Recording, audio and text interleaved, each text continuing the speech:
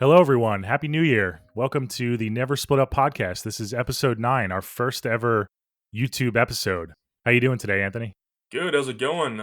First day 2023. Yep. Happy New Year. I hope it was good for you. I had to work, so kind of sucked for me, but hope it was better for you. It was a nice low-key New Year's, nothing special.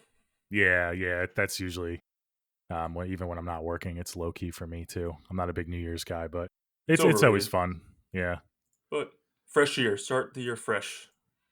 Yes. Start the year fresh. And this was our big announcement that we teased over the weekend. We are now on YouTube. So hello to everyone on YouTube. This is exciting.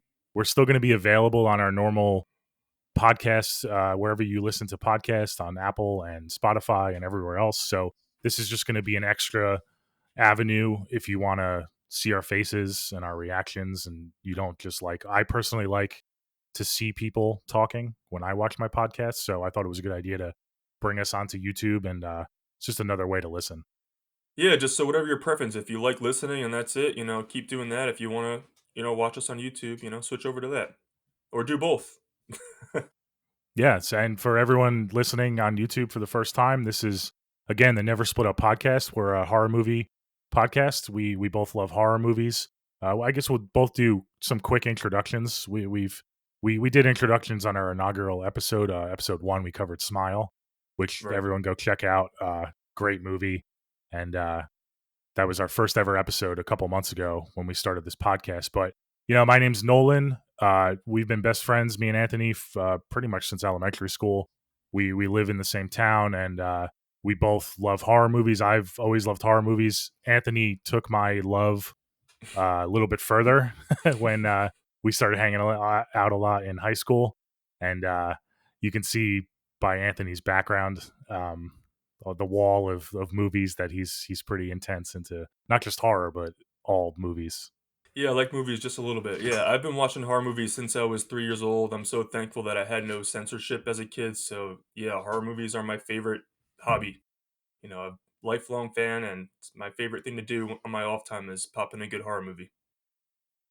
Yeah, I mean, every time we hang out and I come over, you come over, we're always talking about, oh, what horror movie did you see? What Right. what horror movie did you watch? So we figured, why not start a podcast and just talk about it on the podcast, and invite everyone else to talk. And we we have a little segment towards the end of our episodes. It's called the Never Split Up segment. Do you want to talk about that a little bit? It kind of gets the community involved a little bit. Yeah, so definitely when you guys check out our past episodes, make sure you listen all the way through because at the end we both pick a never split up moment, which is pretty much a stupid character decision in the movie. And then we post it to our social medias, and then you guys get to vote, and then whoever wins the following week they get to pick the never split up moment first. So it's a cool little end cap to the episode, and it swings into the title of our podcast. So wraps it up well. Yes, and again, this is episode 9, and we are covering a doozy today, right? This is Sinister, released in 2012. Yeah, I can't believe it's been so long already. But yeah, I remember when this first came out. I remember the marketing and everything. Wow, 11 years this year. Yeah, I wouldn't be surprised if we saw it together in the theaters, because that was around the time when we were going to see literally every movie together. Yeah. I So, know I definitely yeah. saw it. I can't remember with who, but yeah, I remember opening night seeing that one, and wow, that was a good experience in the theater. Like any movie, I like experiencing the theater, but that one I remember. The crowd was a good crowd that night. And we should note that this is our second movie directed by Scott Derrickson. We already covered The Black Phone, which was his newest movie. And this is also, there's so many comparisons to The Black Phone. It's the same director, the same writer actually as The Black Phone. It was Scott Derrickson and C. Robert Cargill or Cargill. I don't know how to pronounce his last name, but he wrote both movies, and both movies also star Ethan Hawke. Well, The Black Phone doesn't star Ethan Hawke; he's in like a supporting role. But yeah, so a lot of similarities both movies. Yeah, definitely. And again, just for the newer viewers on YouTube, definitely go check out our first 8 episodes. So I'm just going to run through the movies we've covered already. It's a pretty Okay, good cool. variety. And we did a couple holiday movies recently. And so our first one, we already mentioned, was Smile. We covered that a couple months ago, and we started banging them out. We were doing, 1 or 2 a week. We got to The Babysitter, Netflix movie, The Babysitter. great fun horror comedy. Check that one out if that's your jam. And then we covered Barbarian, which was That just was a fun episode. bonkers. Yeah, Yeah. that was fun. So another new movie, Barbarian. We also covered the Black Phone, which you just covered. We and then what was the the next one was 30 Days of Night. So a little bit older. Went back what was it, like 12 years, Oh yeah, 2007 that one came out. So fun 2007. So vampire yeah, movie, guys. 15 Make sure you years. check Yeah, that one fun out. vampires. It's a If you special like movie for me. vampires, check that one out. Yeah. And we had very different opinions on that movie. That So was that the was first fun. movie I think that we kind of really diverted from each other with our Yeah, rating. so we give a review at the end. We give a rating. So these are review episodes, and we give ratings 1 through 10. So that was our biggest disparity for was 30 Days a Night. You liked it a bit more than I did, but Just a bit. uh, yeah. And then we had our Christmas week. We covered the OG Black Christmas, so we had to start with that for our first ever Christmas horror episode. But that was a ton of fun. I loved that episode the way it came out. Yeah, make sure you guys check that one out. That's actually one of my favorite episodes we've done so far, and it's special because it really started a lot of the slasher tropes that we still are experiencing today. So, that's a really, really good start to if you're love slashers, watch that episode because you get to experience everything for the first time through our eyes. Yeah, and I mean these are review episodes, but even if you've seen that movie a lot, I still recommend it because Oh yeah. through our discussion, I mean, I had seen the movie a ton, and I got something out of it from you during the episode. So I'm thinking the viewers can probably get something out of it as well, even if they're familiar with Oh, the for movie, and sure. even if you're not familiar with the movie. It's a fun episode. So definitely check out those episodes, guys. We also ran Krampus. We did a Krampus episode, so that was a ton of fun. Two very Um, different Christmas movies right there. So yeah, Yes. Yeah. nice And variety. then last week was our most recent episode. Uh, that was our 2022 year in review episode. We did our top 10 list of our favorite movies, not just horror, just in general, to give you guys a better sense of what we like and what we look for in movies. And we had a bunch of honorable mentions, and we talked about what we were looking forward to this year in 2023. I can't believe we're in 2023 already. It's I know crazy. it's crazy. But yeah, now we're here, episode 9, and we're covering a doozy to start the new year. Sinister, one of my all time favorites. Oh Love this really? movie. Yes. Okay. Showing your hand a little bit. Yeah, I mean, yeah, you're gonna find out pretty quickly. Uh, I love this movie. So why don't we get into it? Why don't you run down the cast and who directed it and stuff? You kind of touched on it a little bit, but Yeah, okay, so I'll do a little synopsis from IMDb. Okay, so just so you guys know what the movie's about if you haven't seen it, or just get a little intro so you know what we're talking about when we get into it. But so the plot is a controversial true crime writer finds a box of Super 8 home movies in his new home, revealing that the murder case he is currently researching could be the work of an unknown serial killer whose legacy dates back to the 1960s. Sinister. Like I said, Scott Derrickson directed it. He also directed The Black Phone. He's pretty big in horror. He's in a few. C. Robert Cargill, he wrote it with him. And we have Ethan Hawke starring. Then we can get in the rest of the cast. So Ethan Hawke, he stars as Ellison. And then, do you want to take the rest of the cast away, or want me to keep going? yeah, go ahead, keep going. Yeah, So we actually also have James Ransone, who we didn't mention. He was also in The Black Phone. So literally endless, endless yeah, comparisons to that movie. yeah. He's the deputy in this movie who doesn't. We're never given his name, so he's Deputy So and So. We Then we have Ellison's wife, played by Juliet Rylance. She plays Tracy. We have Fred Thompson. He plays the sheriff. And then we have a little cameo to round up the main cast from Vincent D'Onofrio as Professor Jonas, and Yes, he's a great character actor. I yes. love him. I love him. He's one of my favorites. He's so good in this movie too, with little screen time he gets. He's awesome. He's Yeah. important because we find out a lot of information from him. Yes, yeah. He plays the stereotypical in horror movies. You get the stereotypical like researcher slash expert from a local community college or university. But he's not. You don't meet him in person in the movie. He's only on webcam, I guess through Skype or FaceTime. But He's a he's lot great of in the the movie. He's awesome. exposition, Yeah, but so it's typical yeah. exposition. But he's fun. It's a fun role. Yes, definitely. And also, this movie is produced by Blumhouse, who also produced The Black Phone. So they all must have a tight relationship. Yeah, now that we've covered the Black Phone already, I'm glad we did because I want to draw some parallels between these two movies when we get into it. Sinister does a lot of stuff that I wish the Black Phone did, and I know we touched on that in our Black Phone episode. Not to spoil our own episode, but the episode's been out for a little while, so I feel like Oh we yeah, can talk about the two freely. And if you haven't listened to that episode, guys, definitely go check that out, and then maybe you can come back to this. And if you haven't watched either of these movies, we definitely recommend. They're both good movies. We both gave the Black Phone a good score, and Sinister, like I said, it's one of my all time favorites. So check both these movies out, and then if you don't want spoilers, come back after you watch them and hear us talk about them. yeah. Black Phone's very solid, but I do prefer Sinister very much so to that movie. Mm-hmm. So, what are your overall thoughts of the movie? I know you said it's one of your favorites, but give a look. Can you expand on that a little bit? Yeah, definitely. We'll get into just like we'll just get into our overall thoughts, and then we can dive deep into the movie afterwards. I love this movie. It's great. Ethan Hawke.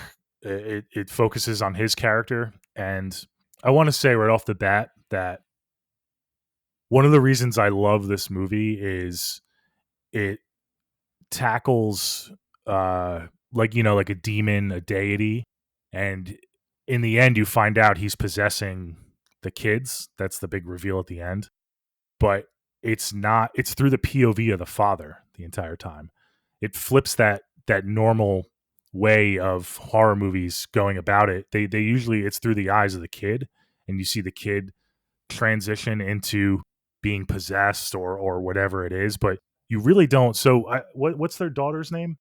Ashley, Um, Ashley. You really don't get a lot of Ashley in this movie. You see her paintings here and there, but it's pretty much Ellison the and entire that's time. that's It's intentional. that's what Yeah, the entire yeah, of course, and it's part of why the ending is so effective and so like whoa, what the fuck? Like it's a good reveal, right. but And then we get but one yeah, I scene just like love in how the they movie. Then we with Ashley, and we'll get to that scene. But then you're like, oh, we probably should have been thinking about Ashley a lot more yeah throughout the movie. yeah.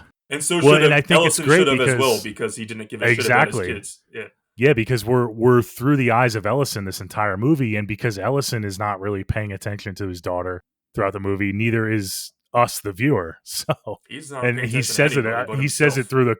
through he says it through dialogue, especially with his wife, throughout the movie. Like he downplays what's happening to his kids and everything, and he just dismisses it. And yeah, I thought that was cool. I thought it was unique. Usually we see it through the eyes of the kid, and the parents like don't believe them, and then that's what causes everything to go crazy. But now it's through the eyes of the father, and in the background that this is happening to the kid, and you Right. don't necessarily realize it because he's not realizing it. So that was one of the strong points of the movie. I think it was refreshing to see. Yes, and everything's happening to this family. I mean, literally because of Ellison, because he Oh yeah, chose to have his family in this situation.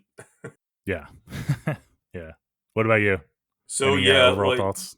after, I mean, this is our ninth episode. You guys should know by now. I love myself a good dark, unsettling movie, and that's the one word I would use to describe this movie. Is just very atmospheric and unsettling. Sinister is an unsettling movie, and it pulls no punches. It goes to pretty dark places, and I mean, we know by now I love myself a dark ending, and this is another one to add to that list. I love this movie. It's a highlight, one of the highlights from the 2010s.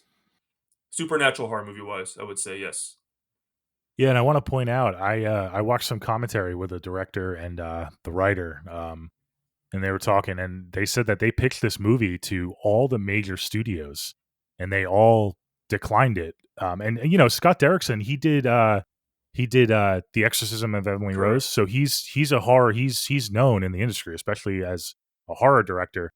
But so he's not a total newcomer, but he got rejected by all the major studios because of how dark the movie is and how unsettling and disturbing it is. So So they were stupid. they were crediting Blumhouse and everything for taking a chance on him, Right. and they finally got it approved. But this was almost never So nobody wanted to stupid. I buy hate. buy the movie. Yeah, Come on, guys. We like our dark shit. It's so yeah. stupid. I hate movie studios sometimes. Take some Well, chances. I I mean, it's not like this movie would have had a big budget. I mean, they would have been fine regardless. mhm. Well, I mean, if this movie came out today, it would make a killing It because, it did you really know, well when it dark came out. Yeah, horror yeah, is yeah. it did do very well, but, um, horror has never been more mainstream than it is today, Right. especially dark horror with deep endings, and now that screaming is so prevalent, this movie would have been amazing, um, after theaters going right to a streaming service, it would have gotten viral, so, Right. I yeah, I actually mean, there's definitely a place for this movie, and they Yeah, I were pretty, actually think you there's know. a lot of comparisons also to Make to Smile because this movie's also like it has its popcorn horror moments, but it's it goes darker than your typical like, Friday night Yeah. haunted house movie. So I would compare it a lot to Smile because that did the same thing. It had that typical pop out, jump scares, but then it also the story got pretty dark. So I think that's a good comparison as well. Yeah, and Smile made a killing at the box office. It So, sure did. It sure did. yeah, yeah. So, yeah, why don't we get into it, All right, guys, let's and do it. we'll dive into our full review. This is Sinister, and why don't you take it away, Ant? Yeah, so obviously before we get into it, we both hugely recommend this movie. So if you want to stop, go watch it and come back, we definitely recommend it. It's one of my favorite supernatural horror movies, of the last, I guess now 11 years. Um, Yeah. so yeah, check it out. All right, let's get into it. So spoilers are starting right now. We love this movie. Let's get into it. Yeah, I kind of spoiled a couple things already, but that's all But right. hardcore spoilers are I starting now, already yeah. gave the disclaimer before too, All so. right, cool. So yeah, right off the bat, I love this opening shot. The Super 8 shot. We get the Super 8 movie in the beginning, and there's a family of four, and four is important that we remember it's a family of four, and they're hung from a tree, and then we get the title card Sinister. Perfect way to start the movie. What are your opinions on the opening? Oh, it's super creepy, and you don't know what's going on. You see this like I don't know what that tool is called. It's like a I Yeah, forget. It's like yeah, an I don't know. extended So the saw. I'm branch not a pretty much you is know. broken, and that's what makes them go up to Yeah, so hang. the Yeah, thing saws the branch off, but you don't see who's controlling the right, saw. You just see this saw like floating in the air almost, and it cuts the branch, and the branch is what right. pulls the family up. And they have sacks over their heads, so you can't see under their heads. But right off the bat, you get a family and kids, hanging. You're like, holy shit, Yeah, right there. Nice we're dark going opening. there. Yeah. And I didn't even think the first time I watched this, I didn't even think about like who was like cutting the branch. I was like, oh, is this just like a Oh, haunted thing? really? Like I didn't even think about like there's a murderer. I just was like, oh, they're haunted or they're possessed and they're just Well, hanging. Yeah, well, neither did I because it looked like it wasn't. It looked like it was exactly. floating in a way. Right, Yeah, I thought it right. was So that was smart. supernatural That too. was So smart. yeah, yeah, definitely. Yep. So yeah, like I said, that was a great opening to the movie. And then right Hmm. after that, we're introduced to Ellison, like I said, played by Ethan Hawke, and his family, his wife Tracy, his two kids. I think his son's name is Trevor, and the daughter's name's Ashley. And they're moving in. The movers are there. They're moving into their new home in Pennsylvania. This takes place. It's another East Coast state.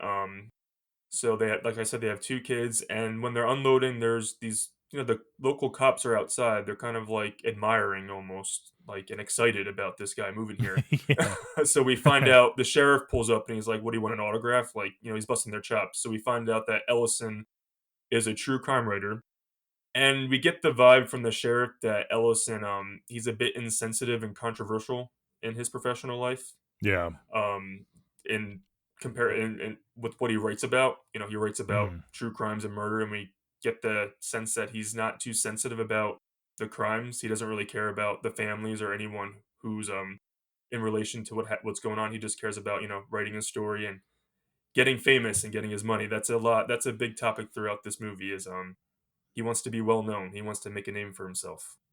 Hmm. So that's how we're introduced to the family. So the sheriff, he goes up to Ellison and he's like, what can I? And Ellison goes, "What can I do for you?" And the sheriff pretty much is like, if you could just pack up and leave, that'd be great. We don't want your circus Yeah. here. I love that. And then we find out that his book, Kentucky Blood, is what really like kicked him into the popularity. And we also find out that he had a theory in one of his books, and it led to a killer going free. He helped a killer go free because he had a different theory. So he has some bad blood, and it makes sense why they don't want him working on this crime. So the sheriff Yeah. mentions, yeah, that Ever since Kentucky Blood, he's had kind of a yes, bad track record, I guess, and he's gone into these towns and just kind of destroyed the community. and been wrong about things. So the sheriff wants him out, and I thought this scene was great. It really They was. they naturally gave us exposition, but it didn't feel forced. Yeah, it was conversation. The Right. back and forth was great, and the sheriff really gave us a lot, like right up front, right off the bat. Oh This is the yeah. first scene of the movie, pretty much. They're unpacking, they're moving in, and the sheriff pulls up, and so this is really our first interaction of anything. Ellis talking to anyone, and it was a great back and forth. And then I love the line he says to his wife when he walks back to her. She's like, "Everything's okay." He's like, "Yeah, he just he wanted an autograph, but he left his book at home." She's like, "Oh, that Yeah. bad, right?" And So I love how like the sheriff like he doesn't take shit, but the cops are like kind of excited about it. But yeah, we get the vibe that with that interaction that Ellison is a smartass, with the sheriff. oh yeah, He's not like definitely. apologetic or anything. He's like, yeah, I'm here. I'm gonna do my shit. No, I mean he's using it.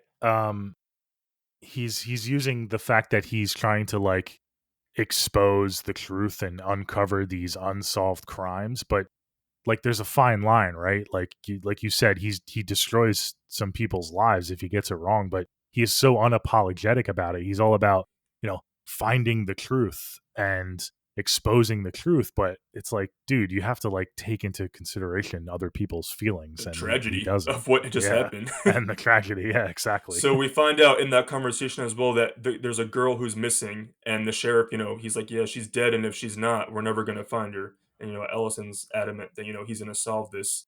And to the sheriff's pretty much, it's gonna be a waste of your time, like your last two books. I love that burn. It's so good.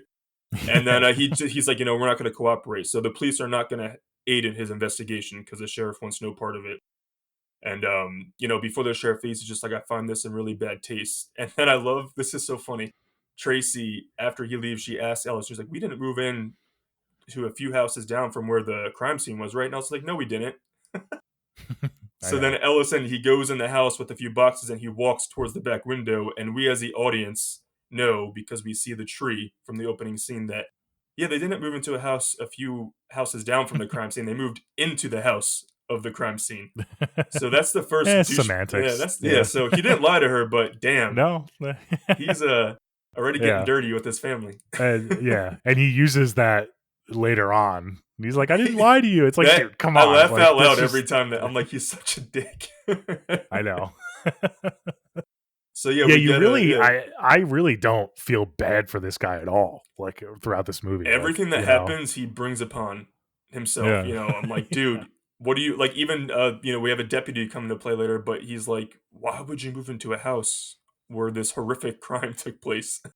Of course, you're going to be up at Yeah. night. You know what I mean? Yeah. Yeah. So yeah, after that scene, Ellison he brings his boxes into the attic and he finds a box of homemade Super 8 videos that were left behind. I guess we're led to believe from the previous family. So that's the first little sneak of what we're in for. And I just want to mention we didn't mention our intro. I think what makes this movie stand apart from other supernatural horror movies is the Super 8 movie segments. Mhm. That's my favorite part of the whole movie, are those little Oh yeah. segments. So Oh, they're great. they Yeah. were good at finding a way to make this stand among the pack of other, the countless other haunted movies. You know what I mean? Yeah, it's what you remember when you think of this movie is the Super 8 Oh, films. And 100%. everyone has their favorite, obviously the tree because it's the most prominent one is And the it first one you reappears see. throughout because that's the It house, reappears, right? so that's the one I think of, but there's a couple other, especially the last one is the one that everyone talks about. So yeah, they're awesome. But They're they're great. all, It's and it's when awesome. he turns off those lights and he turns that projector on, you're like, ooh, that's when you get that unsettling feeling every time. We start a Mhm. new segment, and I'm just like, ooh, what's gonna happen next? So yeah, There's something creepy about Super 8 film it in general, it's a great choice, a great Yeah. choice. So Scott Yeah. Derrickson, he knew what he was doing with that technique. So yeah, so after that, Trevor, their son, he's asking about the case he's working on because he's like, oh, I'm gonna find out about it at school anyway. But Tracy is adamant that her kids don't know anything about this case at all. Mhm. And Ellison's having a conversation later with her. He's like, I just seen another hit book, Kentucky Blood. I think he said Kentucky Blood was like 10 years ago. And his wife's like, maybe you should move on to fiction. He's like, no, I need to do this for myself. And she's like, Yeah. well, if things go bad this time, she's leaving with the kids. So apparently there were some bad times when he was writing his novels in the past. Yeah, this isn't out of the blue. I mean, this No. seems like it's a pretty big buildup of just she wants to support her husband, but he's just kind of driving this family down this crazy road with him, and it's just hasn't worked out so far. And No, not at all. yeah, And like I said, and she wants to protect her kids. She wants to have her kids to have that innocence, and they're young. The son is probably a preteen, for right, right. 13, 14, and the daughter's even younger. She wants to protect them, and Ellison is just totally, He again, doesn't care. the theme of this character. He does not care, and he's just unapologetic and that lacks empathy. Yeah. And she's like literally just being a good mom, and she's being a good wife because she's concerned about his well being and her kids. Like I feel so bad Hmm. for her because throughout the whole movie, Yeah. no matter what he does, she's still like concerned about him. I'd be like, fuck you. But so yeah, so that's our first, intro. They move in the house, and also I want to say, like I said, a murderer went loose because of his theory. So, in addition to that, people don't like him. So, people don't like his family. So, she's concerned about, I don't want to go to the supermarket and get dirty eyes and shit. So, like, they have to put up with a lot so he Yeah. can write his, books. Fulfill his dream Right. and Fulfill his fame and dream. fortune. Yeah. All about him. The common theme is him, him, him, him. Yeah. So, Yeah. yeah, so that's the first day. Then we get the first night. And I love when it transitions to night in this movie, we're going to get something good every night. So, Hmm. everyone goes to bed and Ellison starts his research. And I don't know if you picked up on this, but the score, once he goes in his office, I love the Oh score in this yeah. movie. It's such a good No, score. me too. Yeah. And that first tick of it, I'm like, oh, this is really good. So, he has his crime board set up in his office, and he like is writing on his board, box of films, how did it get here? So he sets up his projector and he watches one of the Super 8 movies. And like I said, these are the best segments of the entire movie, and this is the first one we jump into. So it starts off with like a pleasant, family just enjoying their backyard. It's parent. I think they have 3 kids, and like I said, I keep saying the number because it's relevant to the movie, the number of people Yeah. involved. So the daughter, she's having fun. She's swinging on her tire swing attached to the tree, and then we cut to the opening scene of the movie. So it was that family, and they're the ones who died in the beginning of the movie, and that's the Hmm. Super 8 film. Yeah. Yeah. It's really powerful how it just goes, like, the extreme contrast from this family just, you know, so full of life and having a great time and just, being an all American family. And then it just cuts to them. They're not hanging yet, but you see the saw, the branch Right. falls, and they start dangling from this tree, and it's pretty pretty graphic without being gory, and Like I said, that's what this unsettling. That's the movie's word. That's the great. word for this Yeah, movie. Unsettling. unsettling. Yeah, And put yourself in his shoes. He's watching that, knowing that that occurred like a couple of feet behind him in the backyard. So that would freak me yeah, out. hmm yeah. So after he Nope, watches that, yeah, doesn't.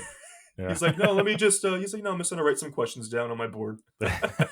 So he writes, who made the film because like who's gonna make that? Because clearly someone filmed that well, happening. before he does that, we have an important scene. I think this was the moment for Ellison where he kind of loses the audience completely because he calls the cops. Right, he calls 911, and Oh, oh, yeah, that comes. he's going Yeah, to report the film, because this was obviously filmed in the backyard. This is evidence, and he assumes the cops don't know about it because it was left in his right. attic. I think So he actually he does that gets. after the second one because obviously we already know. I think because he watches 2 movies that first night. I think it's the after the family camping trip he Yes, goes to yeah, you're call. right. Yeah, yeah. But yeah, he glances, but he's like trying to do the right thing, but then he is such a dick. He glances over at the copies of his book Kentucky Blood, which was his big hit, and then he hangs up. I have in my Yeah, so notes, he's going to greedy report it. son That's of a what I was about to bitch, say. Yeah, greedy son of a yeah, bitch. My notes right there.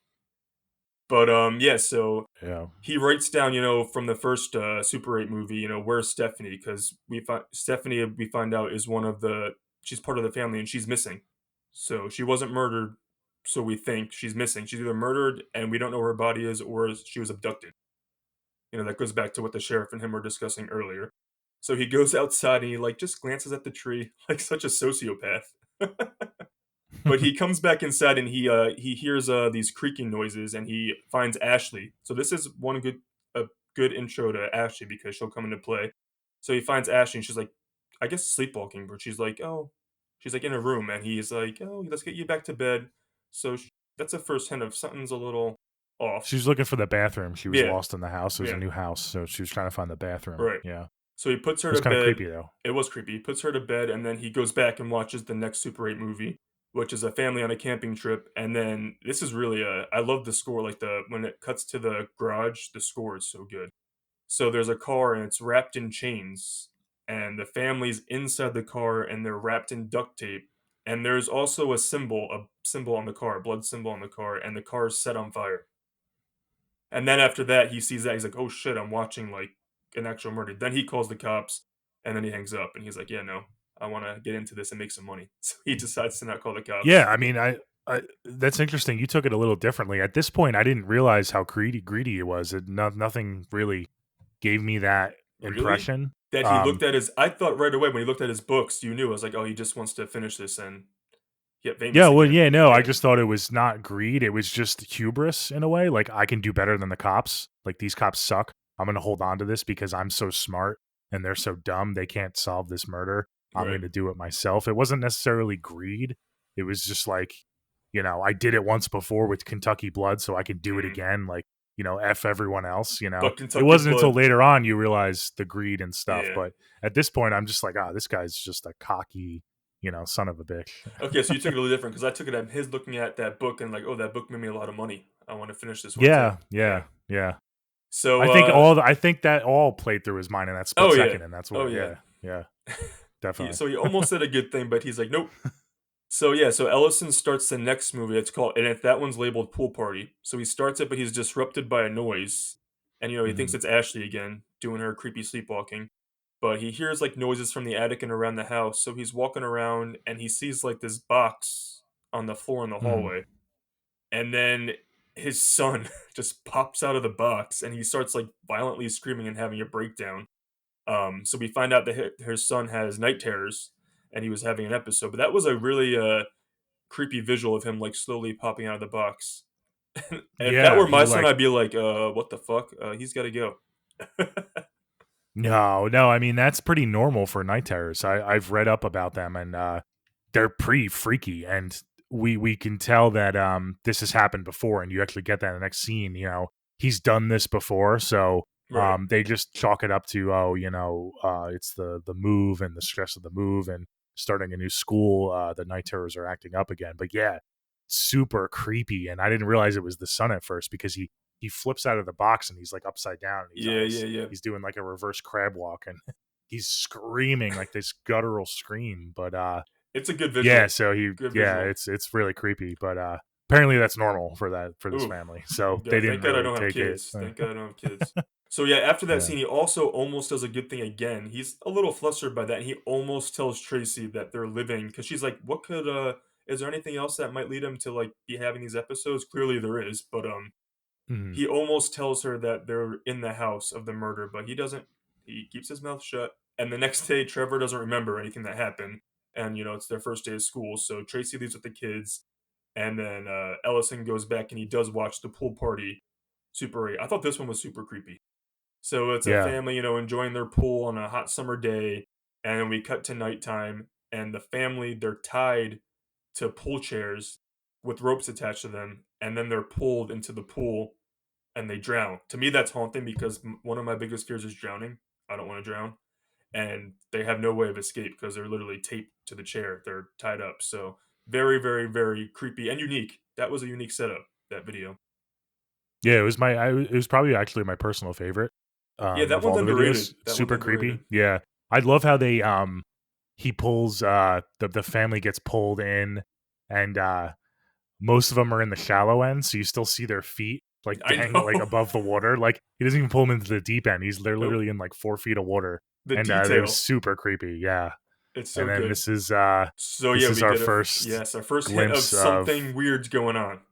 So Hmm. Ellison, this is within the same video, and he sees like this figure in the deep end of the pool while he's watching the tape. And Hmm. we find out later who this is. The big name. I love the name of this villain, by the way. It's so cool. Mr. Boogie, Yeah, Mr. Boogie in the pictures, but he's Bagul. Bagul, and that's then such a he's good name. Bagul. Yeah. Yeah, Bagul. I But love so the Bagul. Yeah. reel catches on fire after he sees Bagul. We find out is Bagul. So Ellison's researching how to edit Super 8 films, and he's able to get the videos on his laptop as well, so we can see a better look at the figure Bagul. Well, yeah, this Yeah, prompts him to set up his digital camera right yes, next to the so in case that happens again, he can go back and go frame by frame right, and see what he's looking at. So, yeah, I mean, smart move on his part to get the digital version and so he right, can look at it through his laptop. You know, he's definitely covering his bases. He realizes that well, because he doesn't know like what these other videos are. He no, recognizes the tree from the house that he's in, but he hasn't connected any dots yet. But he realizes that something is going on, and this is right, important because they're all and in the they're same I was box gonna say, and in they're the the same attic. style of film, like, you know what I mean? They're all Yeah, Super 8 films, and they're real, they're like homemade videos, they're real, like, he knows they're actually they're not it's not a movie, like, these murders are actually happening in these videos. So yeah, that's why you almost called the cops. But so after that, Tracy and the kids come home and she's yelling, like she's screaming at Trevor. And apparently at school he drew a picture with permanent marker on the school board of a family hanging from the tree. And Ellison is again, good old Ellison. He just dismisses it. He's like, "Oh yeah, he was bound to find out. It was going to happen." I'm like, "Oh, okay. You yeah. might want to have a discussion. Now might be the time to tell her where you're living." But so then we get a night scene again. You know, another Well, Super they 8 have the movie. argument. They Yeah, have the argument, and just real quick, the clever little scene. After the argument's over, he's back in his office, and the door's open, and she checks on him. And I she's a thought that was a sweetheart. reference. I mean, I thought that was a total reference to The Shining. Yeah. How she's checking up on, he's typing away at his work. It's like I don't know. I just thought of The Shining. It's one of Again, my in favorite both movies ever. movies, the So poor wives, they really get the brunt of it in these movies yeah, because their selfish partner is just caring about yeah. themselves. She's like, by the way, That's keep the actually a fucking good. door closed, I dude. didn't. Come on, I bro. didn't have that takeaway, but now that you say it, that is a Yeah, yeah, similar it totally through reminded line. me of The Shining. Yeah, Oh, cool. So that's whenever another. she's checking up on Wow, that makes Jack. me Yeah, appreciate this a little bit more. That homage right there. Okay, see yeah. already, I already. would say that's not coincidental because it was No, pretty spot on. Yeah. and clearly Scott Derrickson's a huge horror guy, so he's a fan of the classics. Hmm. But Hmm. so then we jump to night and we get my favorite. This is my favorite Super 8 film of all of them. Okay. We're in a dark house at night, and it's a POV shot of someone holding the camera, and they're walking upstairs. We see symbols on the wall, which are that to me is that shit's creepy to me. Because once I saw the Yeah. symbols, I'm like, oh, this is a cult. Like there's a cult. I thought there was a cult murdering people because of the symbols. Yeah. So we get the family and they're duct taped to their beds, and the person who's holding the camera slits their throat. And I like myself a little violent, so that's why I like this scene because that's pretty. I thought That's this would be your least favorite no, because of it's the my dog. favorite. Well, I have in The parentheses the dog. That's dog all is I not think of. harmed. The dog is not He's harmed. He is not. just barking. He's So the not. dog But lives. all I can think about is that poor dog losing his family. I mean, He's like a little tiny like Chihuahua, so he's trying his best to bark, but it's not going to yeah, do he's anything. trying his best to be the guard dog. Yeah. Yeah, so that's actually my favorite because I like the little punch at the end with the throat slit, and you feel so bad Oh because yeah. they just have to lay there and take it because they're tied, they're duct taped to the bed. Yeah, that's my Yeah. favorite one of the whole And group. again, they didn't directly show the throat slits. You see the throats being slit through the lenses Right, of Ellison's glasses, right. and it's the reflection that you see. So And you don't even get when a you full see on the film, image. it's like in the background. It's not like we're not like focused on it. So I like that. It makes it to me. It makes it creepier that you're not focused on it. Hmm. Yeah. So Ellison, he actually finally gets a little startled. He takes a nice swig of his booze. So that freaked him out a little bit. The throat slitting. So he notices the symbols and he watches back in slow motion on his laptop and he prints out the symbols. He's able to zoom in and he sees that specific video, took place in St. Louis. So he's able to research that murder, and he finds out that one of the children was not killed, but they were abducted and never found. So that's another coincidence from Stephanie, who was the daughter from the opening scene. So two kids missing, murders, same style of videos. So we're we're led to believe there's a through line, you know, with these Super 8 movies. That's the first instance like, oh, something weird's going on. Why are the kids, abducted and not killed? One kid. Hmm. So, Yeah. so then he hears noises from the attic. There's a loud bang in the attic, and does grab a knife. So he's smart with that. So I can't call this a never split up moment because he grabs a knife and a flashlight, and he heads into the attic. He investigates and he ends up finding a snake. But I don't know about you. If I find a snake in my attic, I'm gonna want to like get rid of it. But he just like dismisses it. And he finds like hand drawn pictures in the attic of all of the murders in the films that we've seen so far. and each picture has a drawing and of the family, and then someone labeled Mr. Boogie who's watching each murder. And then Ellison, he falls through the attic and he creates a big ass hole in his ceiling. Yeah, So, yeah, and the drawings, they come from the lid of the box. yes, So the box that he found in the beginning, that's the lid of the box. I guess he never brought the lid down. So the snake was under the lid, and right. when he removed the lid from the snake, he saw underneath the lid all these drawings like scattered all over this lid of the box. So you're like, okay, what's going on here with Yeah, this again, Mister another Boogie? creepy. He's Who's Mr. definitely Boogie? a Who's Boogie? serial, Yeah. serial killer and likes to abduct kids, I guess. Now, And at this point in the movie, a question for you: did you think that Mr. Boogie was a killer who was killing families and abducting kids, or did you have a sense of the supernatural? supernatural for sure. Me too. The reflection in the water, Me too. the first image of him. I mean, Okay. yeah, I mean the fact that he's called Mister Boogie Yeah, the boogeyman. Boogeyman. and Yeah. yeah, the boogeyman. Definitely thought, Okay, because yeah, some people, yeah, because you can make an argument that it is yeah, a killer yeah. in a mask, in the pool or something like that. I was just curious to know what your thoughts were if you were already had a sense that this was a little Yeah, I mean, it's supernatural. been like 10 minutes, 10 years since I've seen this movie, but Yeah, I'm pretty sure I was like, yeah, this something sinister, no pun intended, is going on here. yeah, yeah. It's So not yeah, just I a agreed. random I also dude in thought a it was mask. there was some supernatural things going on. So Okay. then we have Deputy So and So comes over, and he's only referred to Deputy So and So throughout this entire movie. So he comes over, he takes a look.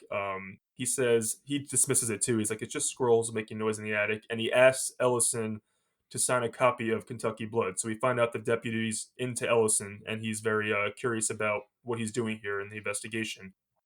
He says he Mhm. wants to. He says, "I can help you with this if I can be an acknowledgement in your next book." So this is how Ellison does get a little bit of police help in the crime. So he's asking for some info regarding some of the murders he saw in the videos that we've seen. So this is how he's able to get some help in getting information moving forward because the sheriff, Yeah. doesn't know about this going on. Um, Mhm. so after that, I like this scene. I want to bring it up. It's not really important to the plot, but Ellison, he watches after that happens and the deputy so and so leaves. He watches an old interview of himself. He's being interviewed for Kentucky Blood, and again, you get more like he's an asshole in this video. He says he's doing it for justice of writing these books, but he's doing it for fame and money. That's pretty much what he implies by his physical reactions in that interview. So I just thought that was another little look into how he thinks. Yeah, well, he's watching the interview, and to me, what struck me was his reaction to the video. So he's rolling his eyes basically at himself, and so right there, it's like he wasn't being genuine in these Right, interviews. Like he does care about fame, and he does care about right, being successful. And yeah, he's almost like cringing at himself. He's like, yes. "Ah, I'm so fake," and But then right yeah, after at that, least he at goes least he's right kind of. back. He goes right back to investigating because he's like, I want that again. I want that fame. I want to be Oh on that yeah, of talk show. course, You know what I yeah, mean? yeah, So yeah. yeah, it's very interesting. I think kudos to them that you have a protagonist who sometimes you're like, yeah, like this guy's an asshole. Like it's not like he's like the perfect model husband and father. We're not following. We're following like a fractured and fragile, flawed character. I like flawed characters. So I do, I know I say he's an asshole, but I like following, not the typical, perfect guy. Hmm. So Yeah. so he goes back to his Super 8 films and he sees glimpses of the figure from the pool, Bagul. He ends up noticing that that figure is present in every tape because he's able to zoom in on his Yes. computer. Um, Yes. Well, he wasn't present originally, so he wasn't in right. when he first watched it. But now that Bogul, and again, I got this from the commentary from the director, Oh, okay. See, I didn't because realize that. he said that a lot of people asked him, if you look hard enough, can you see Bogul the whole time? And he says no, he's Okay. not in the films originally. It's not until he's introduced in the pool scene and Then he stuff that he starts appearing in these films. So now he's in these films, but he gotcha. wasn't there before. Interesting. So yeah, Because he wants yeah, Ellison to start getting worked up and go delve in hmm deeper. Okay, that makes sense. yeah, Well, interesting. I just assumed because it yeah. wasn't So in he's in the focus. Gotcha. no, and yeah, he definitely wasn't, and now he is like he's in the bushes in the background, just kind of watching the tree scene Right. happen. He's Right. in in the the car doorway, scene, yeah, in the right? doorway, he's In the car in scene, the he's car in scene, he's, the like, in front of the car, yeah, so he's yeah, literally present in every video after that, yeah, interesting, I'm happy that you watched the commentary so you can, bring that insight to some of these scenes. hmm But, yeah, so after that, Deputy so and so, he calls him with some info on the murders, and he gives him addresses of a few of the murders, and he finds out that a family lived at the scene of one of the murders before they moved and were murdered in their new house. So it's so one of the families lived in a previous family's house hmm that was murdered. Again, so these things are connected. yeah. And so after that, Ellison, as he's like reviewing the info, we see Bagul's head turns to face him on the computer. Yeah, I So think it's when he's still on the phone because he's not paying attention to the okay, yeah, yeah. laptop. He's either He's still looking at talking something. on the Yeah, yeah. phone. Okay, He's looking away on the phone, and you see Bogul. He's got a freeze frame. He's got the image right. paused of Bagul in the water, and Bagul kind of just does a look towards the camera, and then before he turns to see Bogul's head has moved, It goes. Bagul Yeah, looks back. It goes back. Yeah, so he that doesn't part was notice. But funny. that was I cackle at that super part. creepy, I cackle at that part when super he turns creepy. And back. now at Yeah. this point, you've pretty much confirmed that there's something evil going on Yeah, I that's wish they waited to show their supernatural. handle. I mean, I knew got this sense already, but I wish they waited a little bit longer because I liked almost the through line of Really? like, is it Okay. a cult murderer, like, or is it Bagul? Okay. I wish I they, love yeah, Bagul and okay, the concept of Bagul. me So too. the fact that he's a pagan deity, we're gonna find out, Right. and that he's supernatural makes him more creepy to me. Oh So I'm yeah. glad we got that sooner. Okay. It allowed me to dive into that character a little bit more and get creeped out Okay. sooner. I just Because if it wish, yeah. was if there was a possibility it was just some dude, it wouldn't have been as creepy to me. I think his design, his character's design, the way he looked, which we didn't talk much about. I love the way he looked. Well, because we don't really get him Um, in focus even yet. We still don't have like a no, full. no, you Yeah, haven't yeah. seen like a full.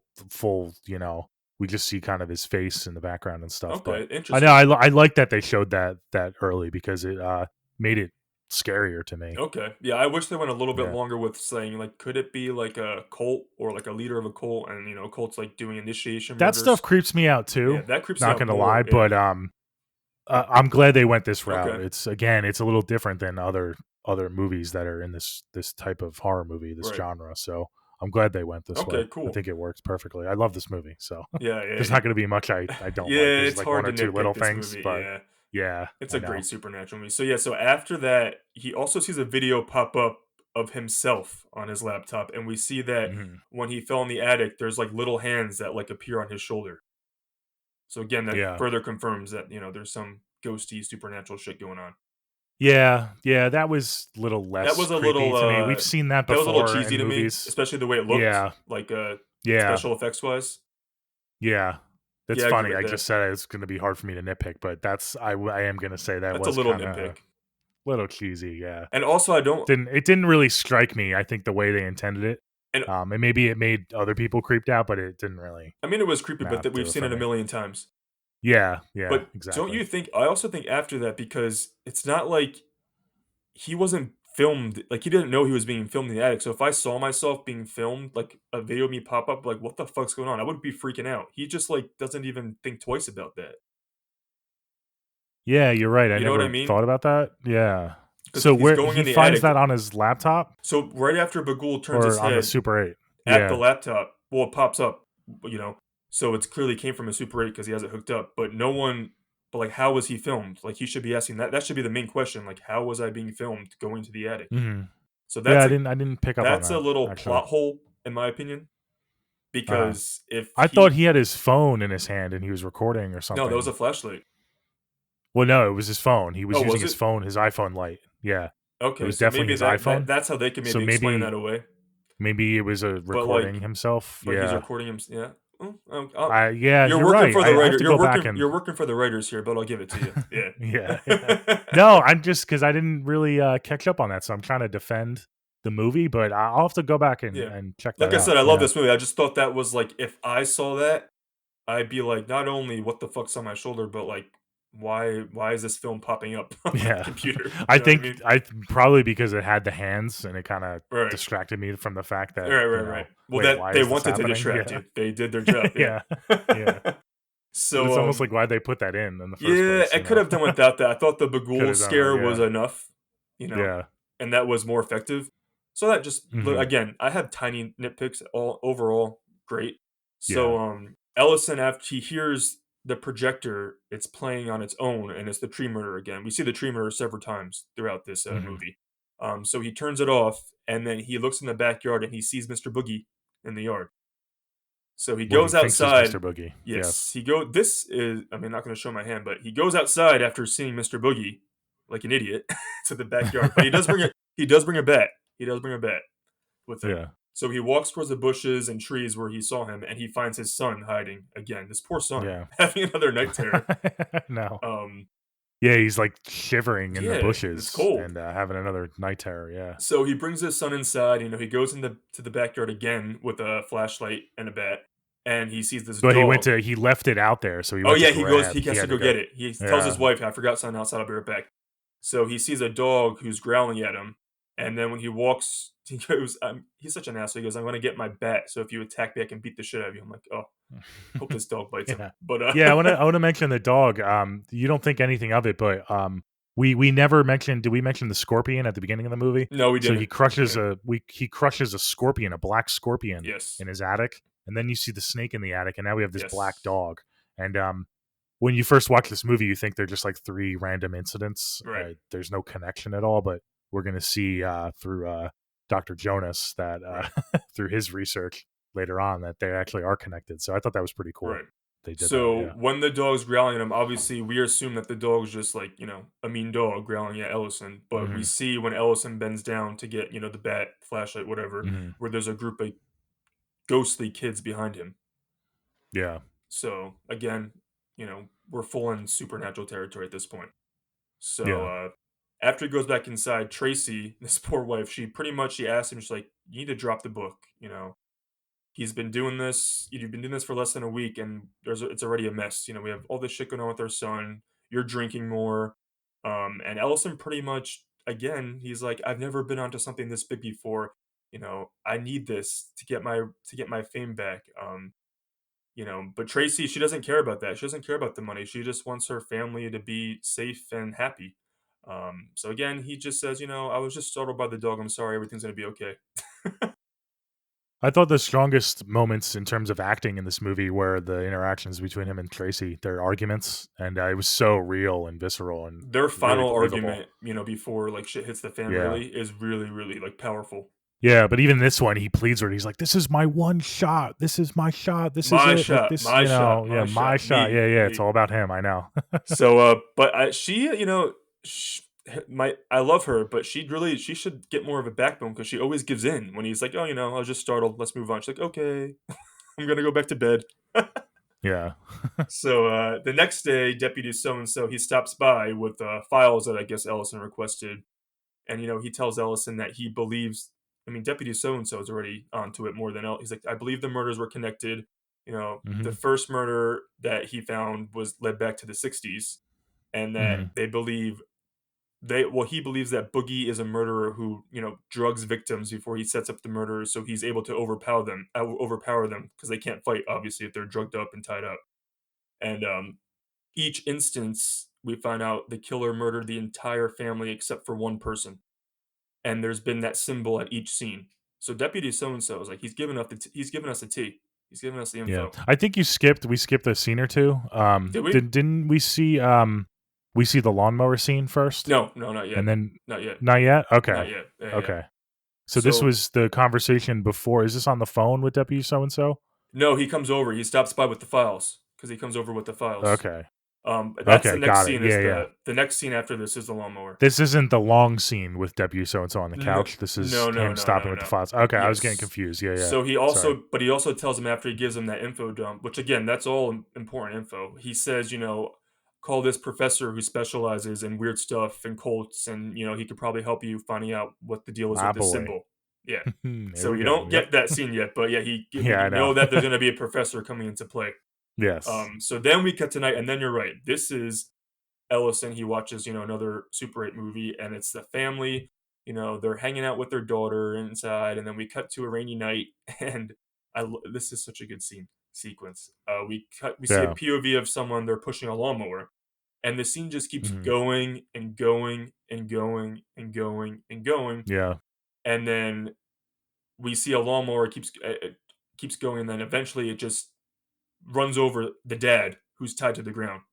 Full on just goes right over the dad. And I think, in my opinion, I don't know about you, it's the best jump scare of the movie, and it's one of my favorite jump scares of recent years. Oh, it's awesome. Yeah, It's the sound so design and the effective. way it was filmed with the Super 8, the light is so you can't see It's anything. You can dim, literally yeah, see the lawnmower. You because it's can't see dark and anything in rainy, front of right, you. you just see the lawnmower and a tiny bit Yeah. of ahead of you, but it's so effective because he holds it so long with the lawnmower just keep going. It just keeps going. It's like, "Oh, you're just, like, sitting there." Yeah, and then it just happens, boom, out of nowhere. I love that Yeah, scene. and then there's like a loud Right. like screech and then um it cuts immediately. Again, you don't see the dad actually being run over. Like No, right before he's about to get run over, pretty much as the lawnmower's on top of him, it cuts back to Ellison and he has this startled. He's crazy really startled. startled. Yeah, Yeah, I mean it was a jump scare for him right, too, because he's watching the same thing we're right. watching and it was awesome. Yeah, I love the sound design in that shot and to get you to jump, it was great. Yeah, Yeah. that I do remember that scene in the theater. We got some screams in the theater for that scene. Um, so right after that, he receives the FaceTime from your guy, your boy, Professor Jonas. Um, Mm-hmm. Yep. and Vincent Jonas D'Onofrio. says, you know, once you sent me the photos, I knew exactly what cases you were studying because of the symbol. So, you know, that symbol is associated with worship of a pagan deity, Bagul. And he explains to us that Bagul, he eats children, and he needs the soul of children to survive. And his trick is he either lures them or tricks them away from the physical world, and he traps them in his world, and he consumes the children's souls over time. And any worship of Bagul requires a blood sacrifice. And Professor Jonas, he believes that the murders might be some form of occult initiation instead of just a single murder. And again, I like that idea, so I do wish that they went with that a little bit longer. But you know, Ellison says, "I'm going to send you some info on the newest murder," you know, and then he heads off to bed after all that shit happens. Mhm. But so I like that scene a lot, and I like that we find out, you know, about Bagul, the history. Um, yeah, I wish there was more of a cult scenario, but yeah. So after that, he goes to bed and he's woken up by the same Super 8 film of the family hanging, and he does bring a bat again. He does investigate the house. But again, don't you find it weird that he's the only one who's woken up? Did you get any insight to that in the commentary? Because it's like loud, the shit that's happening. Did they mention anything? No, I didn't. There's 1 or 2 scenes in this movie where they're like he makes a lot of noise and the Yeah, family doesn't wake up. I thought that was kinda strange. I did pick up on that, but yeah. I didn't, I didn't no, I didn't hear anything in the commentary. I Okay. didn't, And like the think supernatural it's just, shit you gets know. progressively like more aggressive throughout the movie, and he's still like most of the time the only one who's like hearing shit. Mhm. So I mean, I don't know if that's Well, I intentional. think I'm just gonna chalk that up, I mean, because we know the ending. Well, So it right, was right. Bagul, you know, freaking him out because he's Well, yeah, yeah, the breadwinner. They're the reason they're in the house, so he's gonna be the reason they move, right, and he needs him to move. So right. I guess it was just targeted at him.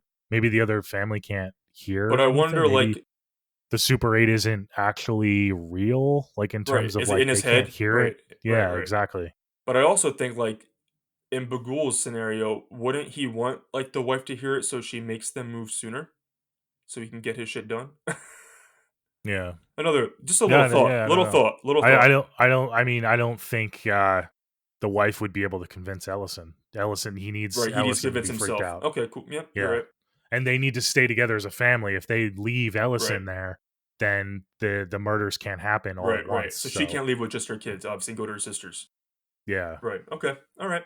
All right. I'll take that explanation. I feel like I'm So, defending this movie for you from no, you. and again, I'm not. I'm just like talking points. This movie's awesome. Yeah. But Um, this is a great scene. This yes, is it one of my is. favorite sequences actually, with the baseball bat, him going Yes, through you the walking through the house. house. And we get the shots of the kids and we get the close up of the girl behind him. They're kind of playing like a little like hide and seek with him almost in a They're way. they're popping up I behind love him throughout the I house. love the way it's Right. filmed in like slow motion. Yeah. They're running in slow motion, but it's yeah, it's like a higher frames per second, I guess. The way they film that, but it was super cool and they're just kind of popping out behind him, and then Right. before he turns around, they disappear through a Like right hallway or a before he corner. like turns around, they like Yeah, disappear. I love the scene right when the yeah, girl like comes right beside his face. That was creepy. yeah, yeah. So as he's walking through the house with the bat, he checks on Ashley, his daughter, and when he closes Ashley's door, we get a shot of one of the ghost girls. She's beside Ashley's bed, and she's like giving her the shush motion to stay quiet. And then we also see on Ashley's wall, there's a tree paint. The tree from the backyard is painted on her wall with Bagul's face as well. Yeah, so we knew from previously in the movie that she likes to paint on Yes, her walls. She paints unicorns and stuff, right. which I thought was creepy. Just the unicorns. So, like right in the In beginning of the general, I movie, don't I want was my like, kid painted on I, my walls. I. What the fuck? Well, he had a rule with her, like only in Only your in her room. room, So but still, yeah, so what the that hell? was a good compromise. But yeah, um, so right off the bat with her, I thought maybe something could be wrong with her, like something's affecting her when I saw those unicorns. Because again, typical a story, uh, this type of story in a horror movie, typically you're going to see more of the kids be Right. affected, and I thought we were going to get that, and then we shifted away from her. But right off the bat, I was like, something's weird with this girl. Why is she drawing these Right. creepy unicorns? So when the And then ghost yeah, you girl, see yeah, the when the ghost scene. girl is like shushing her, I should mention Ashley's awake. She sees that ghost girl in Oh bed. yeah. She's just telling her I to be I put on quiet. my notes, Yeah. she's frozen in Right. fear. She's like totally paralyzed, like completely scared. Yeah. Right. So it's not like she's just sleeping. There's a ghost in her room. Like she knows that there's shit going on. She sees that girl. Yeah. Which Um. leads you to believe that she's been seeing this shit the whole Right. time. Right. So now Yeah. we have confirmation the two of the family members are experiencing. So it's not just Ellison like getting wrapped up in the story and the crime. Like something bad's going No. on. Mhm. Um, so Ellison, he sleeps on the couch with his baseball bat for the rest of the night. And then the next day, this is the conversation you were talking about, Deputy So and so. He comes back over and Yeah, that transition scene was awesome, and, yeah. again, I got a little from the commentary, with Okay. the Yeah, director and the talk about writer. that. That was all practical. That was no cut or anything. Wow. Whoever was in charge of the lighting or whatever on set, they had just a light, like a flashlight or whatever, just come up through the window to make it seem like the sun was rising, and Okay, that's cool. all real. Wow. That wasn't manipulated or edited or anything, and, give credit kudos to the team and the crew for pulling that shot off because it was so seamless and it looked really cool. Wow, Yeah, movie I magic, love man. practical Movie stuff like that. magic. Yeah, yeah. And people don't because I'm happy you're mentioning this and you listen to the commentary because people don't understand how hard it is to get just a simple shot like that, how much goes into it. Hmm. Making Yeah, movies is not easy. So that's why even if I don't like a movie, still give kudos because a finished movie is a miracle no matter what the quality is. yeah. I mean, that's such a insignificant, like short little shot, Right. but that will people won't even remember. Most like Right. 90% of the viewers won't even remember. But I'm glad we have us talking about it and people Yes. out there that do appreciate those techniques, And and that served as a needs to be great highlighted transition more, I rather than think. just a cut, a cheap cut, and then just open to the next day. Hmm. So Hmm. yeah, I agree with that. Good kudos to the crew on that.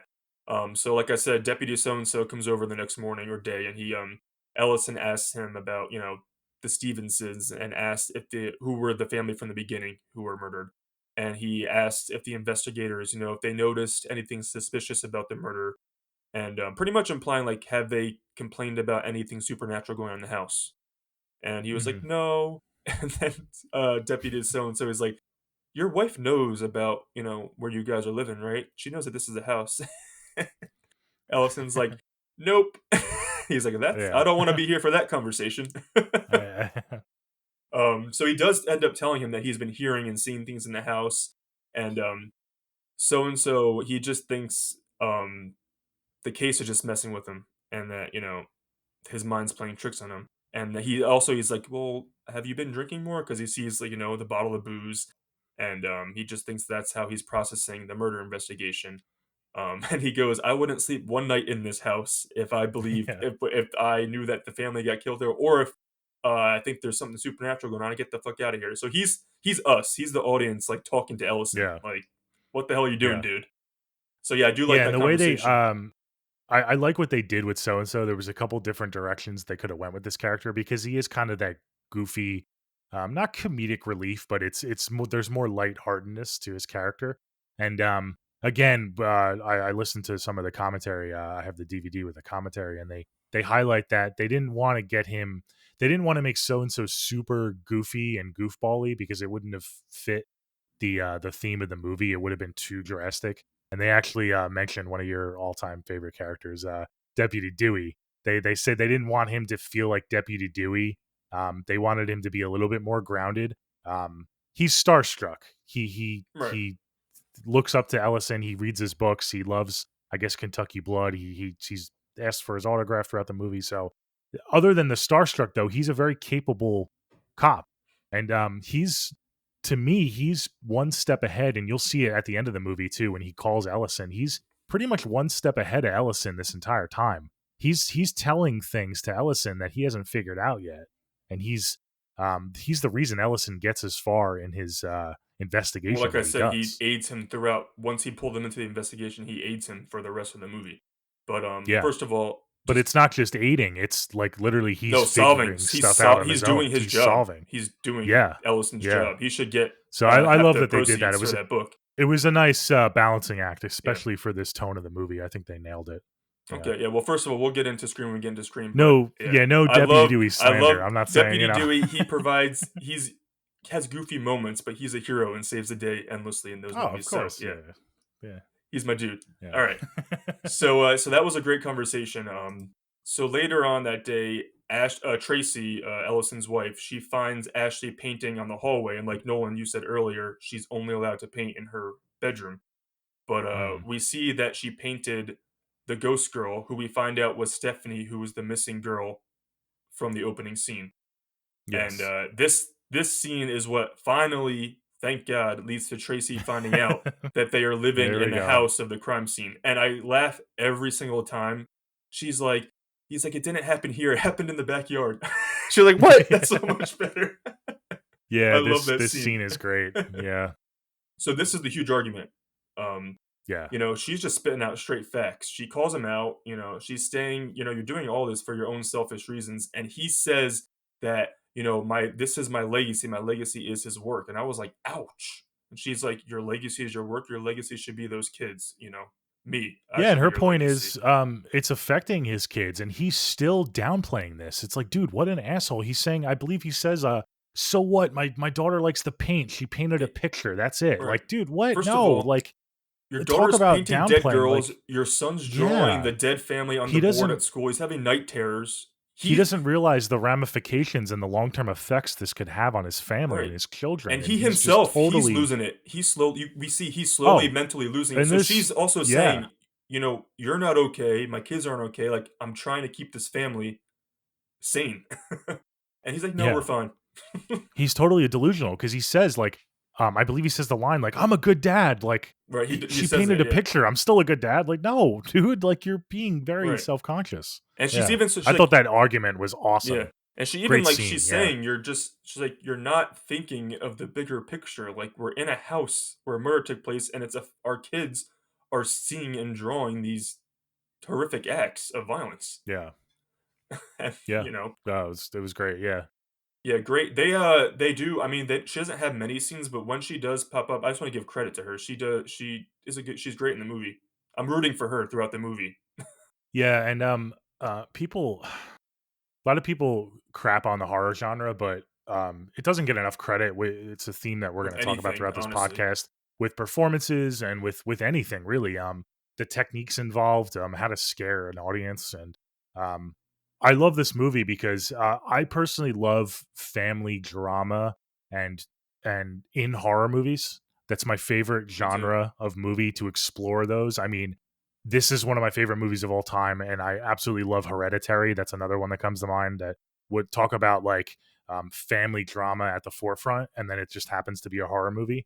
And I think this movie is great with that because if you take away all the jump scares and the horror elements, this is still a compelling story Right. about flawed characters and a family um, that's getting split apart. And I just wanted to say and highlight that I think the horror genre is great at exploring those dynamics and family dynamics and character dynamics. You're right. It's always been the underdog genre, and it forever will be, even though it's the one that's kicking ass the most right now. And you're Yeah, right. In horror, even like these performances, I mean, we'll talk about performances, in some of the other movies, but even like Sosie Bacon and Smile, whatever, these should be performances that are nominated for awards because it's the hardest. genre to performing because you're not only doing a physical performance, but it's so emotional. You're doing all the above: physical, Hmm. emotions, everything. So you can't say that about your typical Oscar bait drama, where you just have to cry in a scene. You know what I mean? So Yeah. it doesn't get enough credit. So after that Oscar argument, yeah, bait drama. That's great. Yeah. yeah, yeah, that's what I yeah Good line. yeah. Is that a new category for you? That's what I feel like half of the movies that we see recognized at the awards ceremonies, like they're made only to win awards. They're not made to be good movies, in my Yeah. opinion. But so yeah, so we transition to night after that argument, and everyone's sleeping, and we get a POV shot of Ellison in the bed because even after that argument, Tracy is such a sweetheart. She's like, come to bed. Let's just go to sleep. We'll sleep it off. So Hmm. we do get a POV shot of Ellison sleeping, and there's a light that flashes on his face. So he wakes up startled. Obviously, someone's filming him in that scene. Yeah. So he wakes up and he's startled because he hears the film projector. It's playing. But he goes in his office and the projector's not in his office. So he Hmm. eventually realizes that it is playing in the attic, and Yeah. the ladder to the attic is also already pulled down. Now I don't Hmm. know about you, but if I saw all that shit, I would grab my family and be like, "We're getting the hell out of here." But Ellison, he goes right up that ladder. So he goes Yep. up the ladder into the attic and he sees these ghost children from earlier in the movie when he was walking through the house. They're sitting and they're watching the Super 8 film, and they motion to him, they go, "Shh, be quiet." And Bagul, he's seen, on the projector in the film. And then we get another Yeah. great scene. He pops out, in front of him from the screen in real life right in front of him. So that's a good jump scare right there. And we get a good look at Bagul's face right there. Yeah. We and then He in falls down, literally, the attic the ladder and all scene that. Yeah. that's being filmed, you get a full frontal, I guess, of Yes. what For like front. his stature and everything. Yeah. I mean, he's wearing clothes, but he's also wearing like this deep V-neck. I thought was Yeah. hilarious. Yeah, it's like, why did they pick that? That was But yeah, funny. that was a But good yeah, jump you scare. get Yeah. like yeah, and then it kind of pans out, and then he just pops right in front of the Yeah. camera, like yeah, and it was decent. I It was almost good. thought it Yeah, would have been more effective though if we didn't get the jump scare. We just held on him on the projector and Ellison maybe stepped back and then fell down. Because I thought the jump scare made that scene a little cheap. But I mean, yeah, overall, it's a great scene. So he falls hmm, down the ladder steps, and also after that, the Super 8 films, the box and the films are thrown down. So he 100% yeah, knows that it's not in his head. Something's up there and threw that shit down. So he finally does something smart in this movie, and he burns the box of tapes in the backyard. And his wife comes out. She's like, "What's going on? What are you doing?" He tells her, "We need to leave the house right now." So kudos to him. He hmm, doesn't say we need to leave the house tomorrow. He knows we need to leave the house right this minute. Get the kids, pack up some shit. We're going home. And I should mention because I was confused, but in the beginning of the movie, he even mentions I had to get a second mortgage for this house. So they have another house. They go to these houses so he can investigate the crimes. So because when he said yeah. we They have to go mentioned that home, they I were was like, what? But well, yeah, yeah, they yeah, were getting takeout in the beginning of the movie, right, and they said we can't get this too often because we have to sell the other house first. exactly, So they still exactly. have the previous house. Right. Yeah. So I was a little confused. I'm like, oh, right. They said that in the beginning. So yeah, they get their shit together. They go in the car, and he doesn't even want to pack their shit up. He just gets a couple things and they leave. And he said the movers will come back and get it. Get the shit tomorrow. Hmm. So before they end up driving away and before leaving town, we get another nice moment with the sheriff. The sheriff's great. So he pulls them over for speeding because obviously Ellison wants to get the shit out of that town. Hmm. And Ellison tells the sheriff, I'm just taking your advice and I'm leaving town and I'm never looking back. And the sheriff, he actually is a good guy. He's like, you weren't bullied, right, into leaving? Because I don't want to hear you write about that in your book. And then Ellison goes, there isn't going to be a book. So he finally gets the realization that, it was insensitive to be doing this the whole time. And, obviously it's affecting him severely, but, it's not the right thing to do. So he said, "There's not going to be a book." His wife's very satisfied with that. She finally, like, oh, he realizes that we're more important than this book. So I like that scene. I thought it was Well, important. I think he did it because he's freaked the fuck out. I don't think it has anything to do with Well, him being more sensitive. But I love that you highlighted what the sheriff said. Um, you think maybe in the beginning of the movie the sheriff was going to cause problems and was going to be kind of a douchebag back to Ellison, but we really don't see him for the whole movie. And then he no, comes back in this scene and he says like nobody impeded you or bullied you out of right, town, right? Like he was going to leave him alone. He wasn't going to help him, but no, they were he, as the sheriff, he was going to leave this family alone. So I thought that was a cool little scene. And he But says it you obviously you because yeah, he wants you the community to interpreted be that protected. He wants differently. his town to be protected. He doesn't want him to shit talk him in the book, but he's also like doing the right thing. So you think by him telling the sheriff that there isn't going to be a book, you think he feels bad? I think it's because he's freaked the fuck out and he wants to get I away think if from everything. what I get from Ethan Hawke's performance, like his facial expressions, he's coming to the He realization that regrets it. yeah, that's what I get. Okay. He's showing I mean, regret I and think he he's showing regrets it because I remorse. think he, yeah, I I think, think but it's it's all the forced. above. He's obviously scared Yeah. for himself, but he's also scared for the well-being of his family. But he's also like, maybe I shouldn't do that because he even tells his wife, "I'm not doing this shit anymore" in the car. So you know what Yeah, I I mean? don't think it's authentic because then you Really? see in the next scenes in the new house, he kind of gives in again and starts watching, Well, and we'll but see why so he's watching. But okay, different yeah. takeaway. I Yeah, felt a little bit of gratification. like a little redemption. Yeah, a little Okay. bit. Yeah, he's getting a little bit of a Yeah. redemption arc, It's tiny complex. one. This is what I love about Yeah. complex characters. That's what I There's said. I so many prefer different this ways to character over a cookie cutter, typical yeah. character. So, Mhm. they end up going to their new house. The next day, the movers arrive with their stuff. They bring all their stuff and they're unpacking the boxes. And this is, ugh. He gets a call from Deputy So and so, but he's ignoring the call.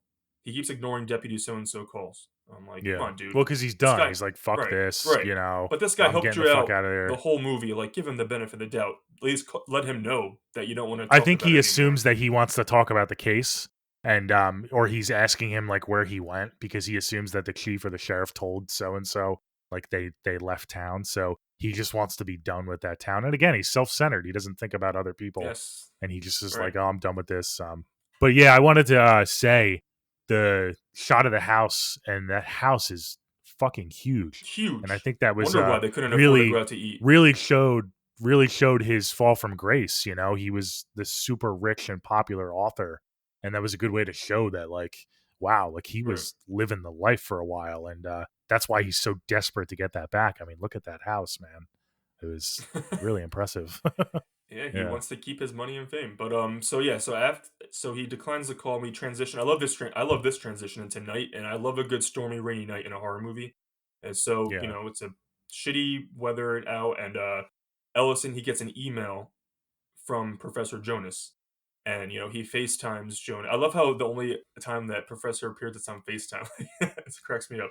But he yeah. FaceTimes him to review the sketches he was sent, and And he that said, wasn't the logistical thing either. I found out that he was actually okay, on set, Vincent really? D'Onofrio. He was in the next room over, and they were FaceTime, and that was just what the script had for his character. It's not like it was they had to do it because he couldn't arrive on set or anything. Yeah. Yeah, I think Thought that was interesting. I think a little more like it keeps the mystery. I don't really need a scene of him showing up at the house and a deep No. dive or anything. I Yeah, don't no, want he that. served his Right, purpose. Yeah. exactly. So he mentions to Alice, he's like, it took me forever to find more of these sketches because any recent sketches were destroyed. And he goes, Mhm. Christians, they believe that Bagul lived in these images himself and that these were his Mhm. gateways. They were the gateways into his world and that children exposed to the images were vulnerable to his possession and abduction. And Ellison, when he's on the phone with him, he trashes the copies that he has on his computer, believing that if he destroys them, that Bagul, cannot get to them because there's no more Yeah. images. So Deputy So and So, he says thank you, and then that's it. Deputy So and So calls again, and he ignores. And Ellison, he walks through the house, and I love this scene because you're like, dum dum dum. He finds that the box with the projector and the tapes is in his house, and he also finds an envelope that's labeled extended cut. So this is why he watches it. I would watch it too. I mean, I'm like extended cut. I want to see what's going on. Yeah. Yeah, I just want to highlight he talks about the Dr. Jonas, he finds these drawings with the again, go back to the scorpion, the snake and the dog. Oh yeah, highlight So that. Yeah, there's those are like symbols of Bogul, I guess. They're like kind of prophecies that he's around. So it ties the whole story together with from the previous house. right. And yeah, I thought that was cool. I thought the imagery in those pictures were pretty cool Now too. I didn't pick up like I just thought it was animals being like aware because like I didn't listen to commentary, so like I didn't pick up on that, but I just cool. That's cool to know. Um. Yeah, no, I don't think it was in the commentary. I Oh, think it okay. just Okay. I think it was just symbols Okay. of yeah, that's how I took it at Okay. least. Cool. Yeah. Yeah, I didn't look too much into this like that part. I just thought the symbol was freaky, but So and so after that conversation, Deputy so and so calls again, and he finally answers, and he should have answered earlier because what he's about to find out is a shitstorm. So he tells Ellison, I don't think it would have mattered. oh, He's fucked either way. I he's mean, fucked. he's been But fucked since they moved if into he that answered house. earlier in the day, he wouldn't have been drugged yet, so he should have. Yeah, yeah, So he tells Ellison, the problem is that you moved back home. You left this house. He's like, I found what the connection was, the dates, the addresses. Each family he had him look into, they previously lived in the house where one of the earlier murders took place, and that if you put them in order, you can draw a line from murder to murder to murder, all of them. So and so's like, by moving from the treehouse murder place in Pennsylvania, if the killer's still out there, you not only sped up his timeline, but you put yourself directly in his timeline. And Ellison just has this defeated look on his face. He knows. He's like, "All right, thank you." He literally says thank you and hangs up. yeah. He's not like, "Oh shit." So he then watches the extended cuts of these Super 8 films, and we see, because it's called extended cuts, that the missing children were the ones who were committing the murders in each video, and they all commit the murder, and then after the murder they look into the camera and they do the shh moment to be quiet. And so that's the big reveal. So how do you feel Yeah, I'd about be that reveal? interested that, How do you feel? before I get into the reveal, just so we don't go out of order, talking about the pattern, I'd be interested to see, we'll never get it, but, like, if they didn't move somehow, like, would he still be in danger? I Well, guess Bogul, his reasoning is he's getting these people to move so he can spread out, well, he so he's wants it not to doing keep these going. He wants murders to he wants it to keep all going. in one. He wants to keep getting new Well, yeah, children. but, like, he could easily just do the murders in the same house again, but there's a reason why he wants it to spread, I guess. He Yeah, he wants it to wants it to kinda yeah, go to different right. houses. Different So I thought that was locations. He interesting, wants it like, to spread if they throughout the would've whole, stayed. endless arid Yeah. country and countrywide. But So you realize the whole movie, they're just Bagul wants them to leave the house, and once they leave the house, that's when he can, once they leave the house and go to the new execute house, his that's plan. right. So, Yeah. and I think you even said it So the one earlier. smart thing he does Yeah, all movie turns out to be the not thing smart, that, not is smart at not all. smart. Yeah. I thought that was cool. Yeah. But I think you meant. I think to that point you were just making, if they didn't leave the house, I think Bagul would have just ramped up the tension and the crazy haunting Yeah. shit to the Yeah. point where Yeah, like yeah, he you would would've. leave. They Yeah. No, I know, I just thought Yeah. that was interesting No, it how, isn't. like, why does he need that pattern in order to kill the He family? wants But that shit to I guess spread it's everywhere. so. Yeah, He wants yeah, it that's to how I took it infect. too. He wants endless children everywhere. But so after But yeah, back to the murder, the extended cuts. I thought they were great. okay, So yeah, you finally get to see Stephanie climbing yes, down from the tree. You realize she was behind the tree the entire time. right. And sorry, I just dropped my phone. That's all right. And it was great. She starts swinging from her dad, like the tire Yeah, swing. that was She creepy. like she grabs onto her dad and like swings, That and fucking I was like, bitch. oh my god, that is creepy. Yeah. And then yeah, she walks up to the S camera Yeah, and and they does all the go shh, and we go to each video and we yeah, see each kid doing that. I love the kid. each He kid like goes doing it. into the pool, like in his swim trunks. Like I'm gonna go for a swim, but he's the one who Yeah. pulls the shit out. I love my favorite is it was just ridiculous. The kid with the knife. He's like kind of like dancing with the knife and then I he like stabs it that. onto the table. I was like, what was that I move? That love was that. weird. Yeah, Um, like little things like that were funny. so as Ellison is like in shock by this, he gets up and he starts stumbling and he looks in his coffee mug and he realizes, he was drugged. And I love this. Yeah, we never touched on that. It's like this green Yeah, it's looks like to liquid me like and poison. It looks like poison. yeah, well, it's supposed to be poison, but it comes from Bagul. They get it from Oh, Bagul. I didn't know that. And well, that's what I got from the Okay. commentary. And again, another simple use of practical effects. They literally took a couple glow sticks and poured them into That's awesome. the cup, and that's what caused the effect. There was no CGI. It was just literally just glow stick uh, liquid. See, So yeah, sometimes that's when what you they have a used for lower that. budget, you get more creative. I love it. I think this movie was made Yeah, for man, like $3 $3 million. million. Yeah, 3 million. Yeah, 3 million. I was surprised when I yeah. heard that because It's it I looks mean, it's great. really yeah, it looks Yeah. awesome. But It looks great, but again, it's restrained. You don't see a no, ton of you know, CGI or gore. Like the kills are kind of more implied off screen. So it the more you think about it, it does make sense that it was lower budget, but it was just filmed so and I great. think that Yeah. 100% works to its benefit that we don't get all that extra shit. It makes it more creepy and scary.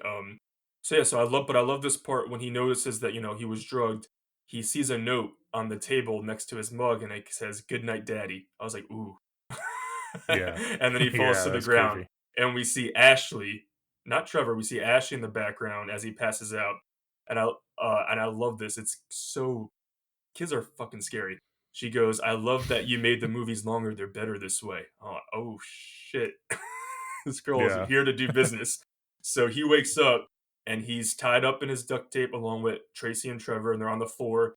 And Ashley walks up to him Poor with an Tracy. axe. I mean, really, that woman, I she know. went through so much shit. Trevor too. Yeah. Trevor, yeah, but yeah, poor Tracy.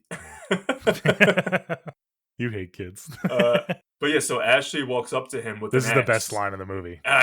And this Go is the ahead. final line of the movie, Mhm. and it's such like a gut punch because she's like Yeah. stating facts along with this, but she goes, "Don't worry, Daddy, I'll make you famous again." So I'm like, Mm. ooh, Yeah. When I so saw that dark. in theater, I was like, "What the fuck?" That was crazy. It's Yeah. so dark, or should I say, it's so Mhm. sinister.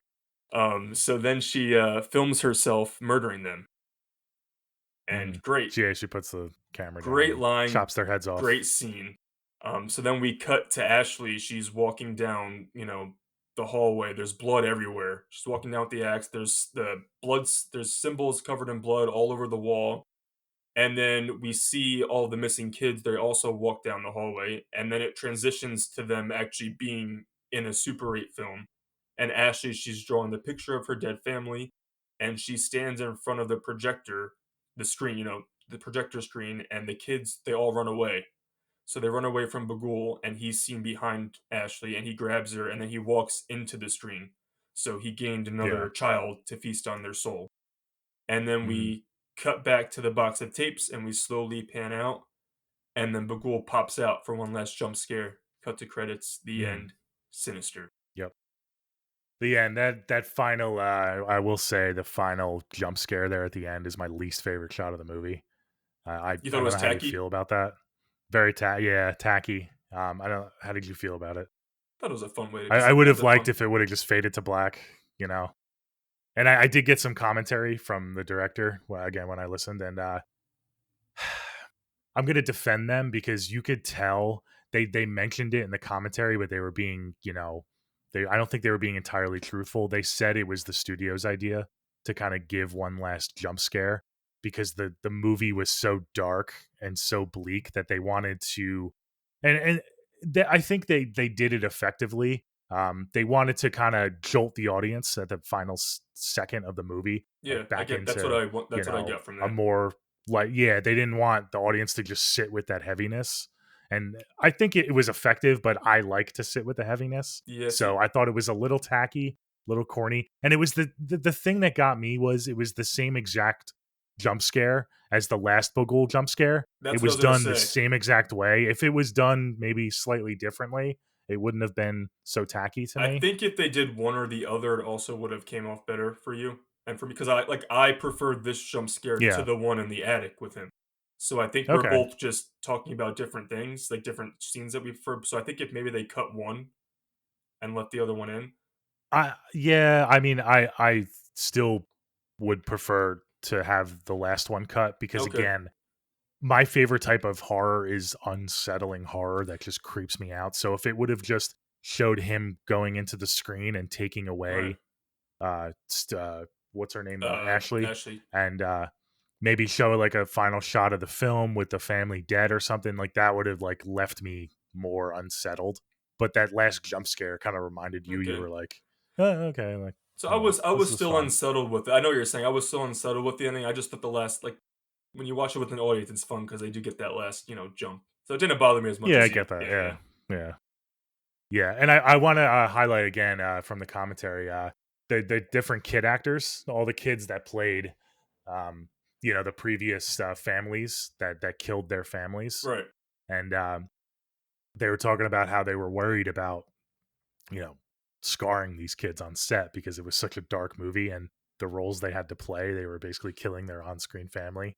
And they said it was Literally killing their on-screen they family. said all their worries were put at ease when they heard the kids in the cafeteria. They had just met each other for the first time on set and they were talking to each other and they they overheard them saying so how do you get to kill your family? Oh man, you get to kill them with a lawnmower? That's awesome. I just get to drown mine. And they were just like Okay, so excited that that they makes got me to like kill these their kids a family little bit on more. That's screen. pretty awesome. Yeah. Yeah. So shout out to those kids. They did a hell of a job. They were super creepy. Yeah, so that's But Sinister. yeah, It's a great that's supernatural it. horror. Like I said, it's one of the better supernatural horror movies of the last, 15. I guess we're 11 years old, so 15, 20 years. It's one of the better ones, in my opinion. Yeah, and it's hard to highlight on a podcast just how good this movie is in terms of the tension and the creepiness and how unsettling those Super 8 movies are. And just the sound design, everything. It's this movie is fucking scary, guys. I mean, I've seen this movie dozens of times and it still creeps me out every time. I love Bagul. I think Bagul is one of the creepier uh villains in horror history. I think he's super creepy. And yeah, it's hard to really highlight that on a podcast format, but this movie is excellent. I love this movie so much. The key to this movie's success are those Super 8 films. Without that, it could have been a throwaway, typical Friday night Hmm. supernatural. So that was key to make, where people are still talking about it to this day and still recommending it. So that was key, vital to this movie's success. I think it was the best part. Um, Hmm. you needed them. So yeah, so I'm interested. Want to do our score first or never split up first? Why don't we do the we'll do the never split up first, and Okay. then we'll do the scores at the end. So, we touched on it in the beginning, guys, but for anyone new to the podcast, again on YouTube, we're on YouTube this time. Hello, everyone on YouTube. We uh, we have the results from our last poll, which was from Krampus. We did a slightly different poll for Krampus. We didn't do necessarily a never split up moment, our favorite never split up moments, but we had people vote on their interpretation of the ending because the ending is seems to be very split, and we got a decent amount of votes, both of us. But his winning streak keeps continuing, guys. Anthony won again. He's undefeated so far. So, uh, you know, not saying to vote for me next time, but it would be nice to get a win under my belt. But that's all right. So yeah, Anthony won. So Anthony had the trapped in purgatory kind of bleaker ending to Krampus, where I kind of ran through in that episode how I thought it was maybe a feel good ending. But definitely go check that episode out, guys, if you haven't. I think we both laid it out pretty good, and it could go either way on how you feel. But I know that ending is very divisive, and people feel a certain way. Yeah, So, that's a but fun Anthony one. squeaked it out. Yeah, very fun. Anthony squeaked it out, so he gets to pick his never split up moment first, and then I have to kind of if I had the same moment, I have to adjust my Okay, pick cool. and pick a different moment. So he gets the advantage here. Yes. So this So why movie is don't a you go little first? this movie is a little hard because I mean, like I said, Ellison's a dumbass. Like he's selfish. He's more selfish than dumb. You know what I'm trying to Yeah. say? Hmm. But if I were to have to pick a moment, I would say it's the moment when he wakes up and he hears the projector playing in the attic and the ladder's already down and he still chooses Okay. to go up in the attic. Why would you do that? Okay. Why would you do Yeah. that? That's one of the obvious ones. Yeah. It's the obvious one of the movie. Yeah. I also my other one would have Because he been has like, evidence that yeah, someone's in the house. I mean, literally, like you said, the stairs of it's the attic down. are pulled Right. down. Like I the only defense I would have is he does have kids.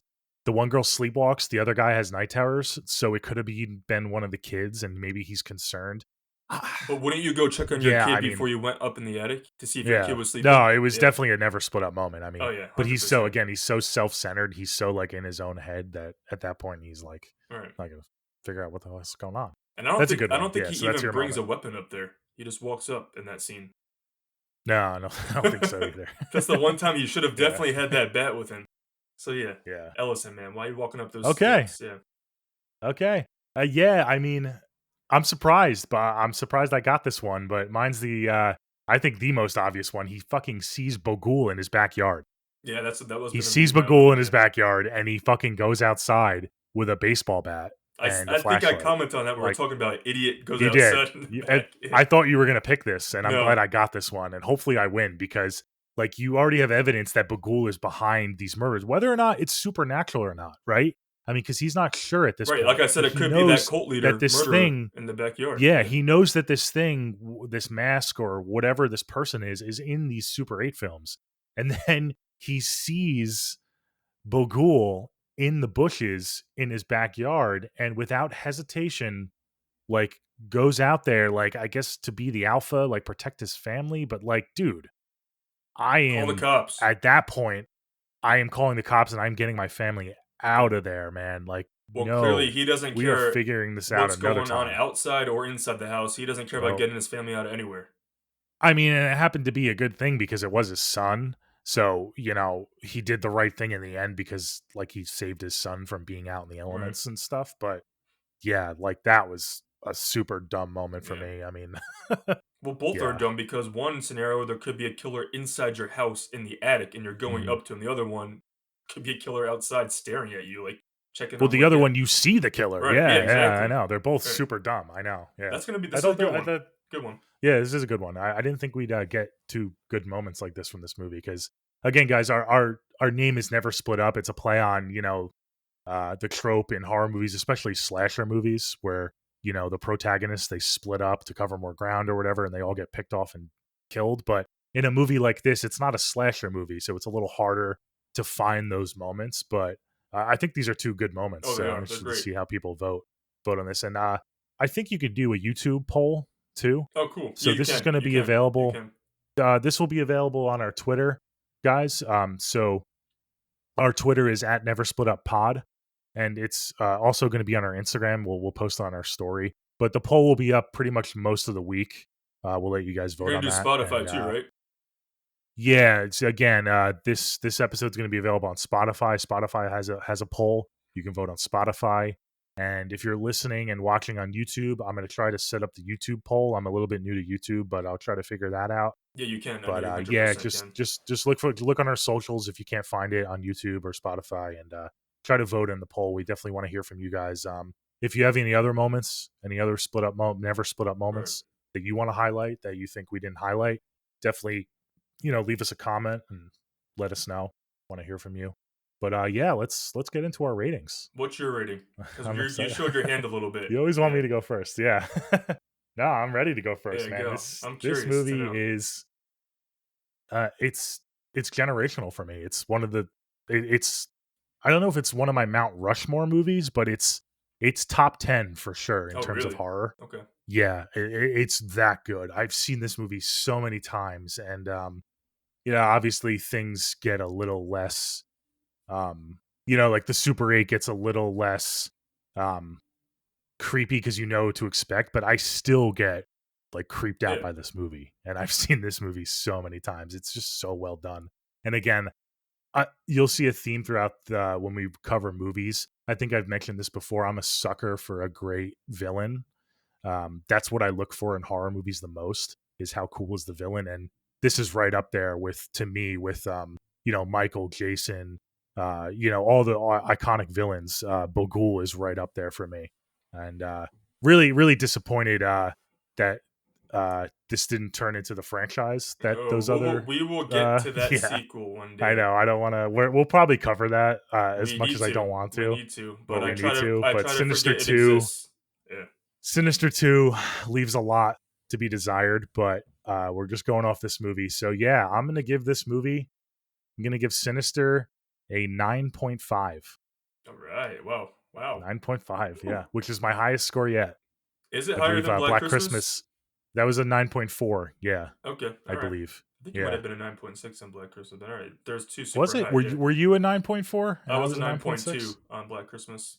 Okay. I thought it was 9.4, but I have to check back with that. But yeah, Regardless, 9.5, guys. awesome. Yeah.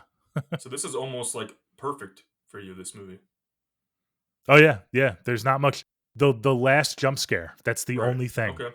that really, and the fact that there's a couple movies that I think are maybe like better, but they also have the nostalgia factor. Right. It's hard Again, to. Black Christmas, Halloween and stuff, like there's movies like that so there's room for improvement. I'm not going to give out tens here and there, but 9.5, that's pretty much as Yeah, perfect as it that's gets, up there, man. That's all Yeah, timer almost. Okay, cool. yeah, yeah. I did give Black Christmas a 9.4. I just checked, by Okay, the way. cool. All right, cool. So Yeah, this is your so highest. This is your highest. yeah, Yeah. yeah. Okay, awesome. I love this movie too. It's a great movie. It's super unsettling. It's one of the better supernatural horror movies. That's my second favorite subgenre of horror after slashers.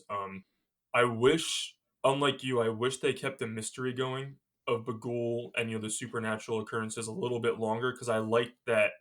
I wanted to think like, is it that or is it an actual murderer? I wish we got more of that back and forth. And I also wish that maybe in that I didn't want to see the ghost kids. Maybe if we kept that reveal until later in the movie, like the end, it would have been more of like a whoa because you could kind of like you can figure out that the kids have something going on with this. So I think maybe if Okay. he was walking through the house and maybe we saw glimpses of Bagul in the background instead of them, that what might have been a little more creepy in my opinion. And then maybe Okay, when sorry to interrupt, yeah, but I will say that worked for me because when okay. you did get the reveal at the end that it was the kids the entire time, it made you go back through the movie and it made the kids creepier to me. Yeah. So I'm glad we got more Okay. of the kids. I wish the first But time we yeah, saw the kids was when he walked up in the attic and we saw them sitting there. That would have been a good like, "Whoa, what the fuck?" Instead of like yeah, them popping up. But I get your point. But yeah, I thought maybe if yeah. we saw Bagul in the background or maybe like multiple Baguls because then you could be put in your head like, is this a cult? Like what is going on? So that little nitpicks, but at the end of the day, that ending just elevates the movie so much for me. It's Yeah. so good. We know you love your dark And this endings. is Yeah. another one to add to the list. And Yeah. I'll make you famous now. Like, wow, what a badass bitch in What an iconic line. I know. that. I'll make you famous again. So yeah, I love this Yeah. movie. Is Ashley a final girl? Technically. I mean, talking about She's final the girl lines. anti-final girl. Um, Yeah. so yeah, like I said, love this movie. Little nitpicks, but it's one that I'll go back to over and over. It's one of my favorite Scott Derrickson horror movies. I like it way more than Black Phone, even though I like that movie. It's Yeah. a solid movie. I'm gonna give this one. I'm gonna give this movie an 8.9. Okay. 8.9. There we go. 8.9. So you loved it too. I You did. I know, loved it. I not quite as much as me. And I'm glad you mentioned the black phone. I didn't touch on that a lot, but a lot of what was in this movie I was expecting to see in the black phone. When I saw it was Scott Derrickson and the same I believe it was the Same same writer. writer Same too. writer. Um I was hoping to get the like we talked about in our episode of the black phone, more of that visceral like kids in distress and Right. stuff and darker, bleaker stuff and they went a different route with that, which it serves a purpose and you can listen to our episode on it, but um this is what makes Sinister that much elevated for me is that darkness to it, and the ending is just yeah, like doesn't get much better than that. The whole family's dead. Ellison, And I look. you don't Yeah. feel bad for Ellison, but You kind of, like I said, I did feel a little bad because he did redeem himself a tiny bit for me. So, and again, I like yeah, it's a see, downer of an ending. okay. It's a downer. I like Yeah, my he didn't really downers. redeem himself to me, Yeah, so I really it's a didn't feel. downer. I felt bad for the And I wife also for want to sure. mention, just Poor in wife. general, the title is so simple, but it's so effective. Sinister. It's a Yeah, great title for yeah. this movie, and it Great. I love the posters for the movie. The font that they use with the got the blood. little Blu-ray Yep, back there's here. the Yeah. movie. Yeah, Um, and I just it's like a nice simple title, but you know you're gonna be in for it. And I think must have been a common theme around that time because you have Sinister and then you have Insidious, which are both two great titles for one of these horror movies. yeah, So yeah, great yeah. movie. Love this movie so much. Definitely check it out, Awesome. guys, if you haven't seen it. And if you have, I want to know what Yeah, you think too. Comment on the YouTube or social media. Let us know your thoughts. Do you agree with us? Do you disagree? What are your problems with it? Do you think Ellison's an asshole? Tell us everything. yeah. So that pretty much wraps it up. This was a supersized episode for a supersized movie. Yes. One of my favorites of all time. Thanks for sticking around, guys. Again, please, we want to hear from you. Even if you didn't like the movie, what did you find that you didn't like about it? Like we love hearing everyone's opinions, and please vote in the poll. We want to get those votes out, and Spread we the want to word. interact with you Spread the word guys. about the Yeah, spread the podcast and word. everything. Yeah, again, you can find us on Twitter and Instagram at Never Split Up Pod. Again, at Never Split Up Pod on Twitter and Instagram. We're also on Facebook, Never Split Up Podcast on Facebook, and we're now on YouTube. It's also at Never Split Up Pod on YouTube if you want to check us out on YouTube. And thanks, guys, for listening. Any final thoughts, Do guys? you want to give a little tease to what we're covering next week? Do you want to reveal that? Yeah, we can. We can. Do you want to do a tease, or do you want to tell everyone what our next Let's episode's going to be? just tell them so they, let's just get in. Let's just Yeah, do let's it. tell them, and Yeah, then let's we'll just post. do We'll it. remind them about it. In the middle of the next week. Yeah. So if you guys listen to our last episode, our top 10, you'll know that I'll be excited to cover this movie because I'm a big fan of this director. We have some different opinions, it seems like, on the rankings of this guy's movies, but we're covering our first Jordan Peele movie. It's going to be Get Out, his directorial debut. Uh, I think it's a great movie. I know you I think it's a great love movie. He's a Get great Out. director. Uh, you know, Get Out. So there it is. Get Out. Next week is going to be a great episode, I think. Yeah, I can't wait to get into that one. There's a lot to say about that movie too. Yeah, I'm not sure if we're gonna do all three of his movies back to back, No, but no. we're gonna Well, start with Get Out. yep. We'll do Us a little while afterwards, and then we'll finally end with Nope. So, and again, Nope, that was on my top 10 list of 2022. So check out that episode if you guys haven't already. Yeah, you can see where that Yeah. ended up on your list. Yes. You can. Awesome. Yep. So thanks for listening, guys. Thanks for watching on YouTube, our first ever YouTube podcast. We appreciate you guys. We'll see you guys next week, and take it easy. See See ya. ya.